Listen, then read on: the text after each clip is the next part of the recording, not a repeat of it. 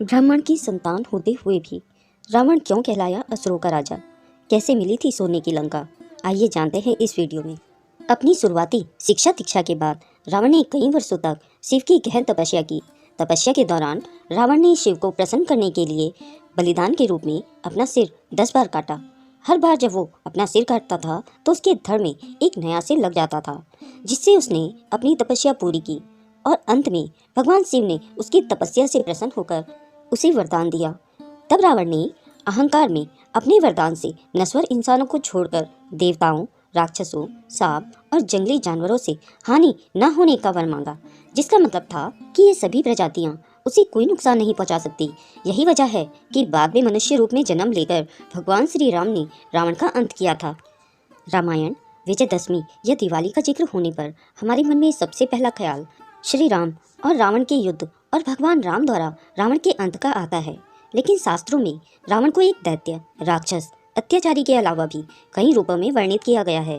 रावण को महान विद्वान, प्रकांड पंडित, महाज्ञानी, राजनीतिज्ञ, महाप्रतापी, महापराक्रमी योद्धा और अत्यंत बलशाली जैसे नामों से पुकारा गया है। रामायण में जिक्र है कि भगवान राम ने भी एक बार रावण को महाविद्वान के रूप में संबोधित किया था। रामायण में रावण को ऋषि विशर्वा की संतान बताया गया है, लेकिन उसकी माँ केकसी क्षत्रिय राक्षस कुल की थी, इसलिए उसे ब्रह्म राक्षस कहा जाता था। राक्षसी और क्षत्रिय दोनों गुणों के साथ वो बेहद ही बलशाली और बहुत बड़ा शिव भक्त था।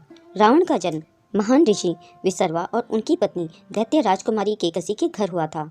उनका जन्म देवगण में हुआ था, क्योंकि उनके दादा ऋषि पुलस्त्य ब्रह्मा के 10 मानस पुत्रों में से थे। वो 7 महान ऋषियों के समूह, जिसे सप्तऋषि कहा जाता है, उसके सदस्य थे। केकसी के पिता और दैत्यों के राजा सुमाली की इच्छा थी कि उनकी बेटी की शादी नश्वर दुनिया के सबसे शक्तिशाली व्यक्ति के साथ हो, ताकि उससे एक असाधारण संतान का जन्म हो। रावण के जन्म की कहानी। उन्होंने अपनी बेटी के लिए आए विश्व के बड़े से बड़े राजाओं के प्रस्तावों को ठुकरा दिया, क्योंकि वो सभी उनसे कम शक्तिशाली थे। केकसी ने इसके बाद ऋषियों में अपने लिए वर की खोज की और आखिर में विशर्वा ऋषि को शादी के लिए चुना, जिनका एक और बेटा कुबेर था। रावण ने बाद में अपने सौतेले भाई कुबेर से लंका छीन ली थी और उसका राजा बन गया। रावण के 2 भाई विभीषण और कुंभकर्ण थे।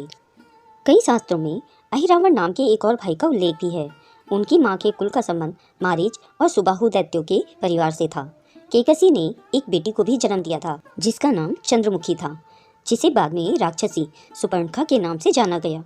पिता के सानिध्य में सीखा वेद और युद्ध कला। पिता विशर्वा अपने बेटे रावण को आक्रामक और अभिमानी होने के साथ साथ एक अनुकरणीय विद्वान कहते थे। विशर्वा के संरक्षण में रावण ने वेदों, पवित्र ग्रंथों, क्षत्रियों के ज्ञान और युद्ध कला में महारत हासिल की थी।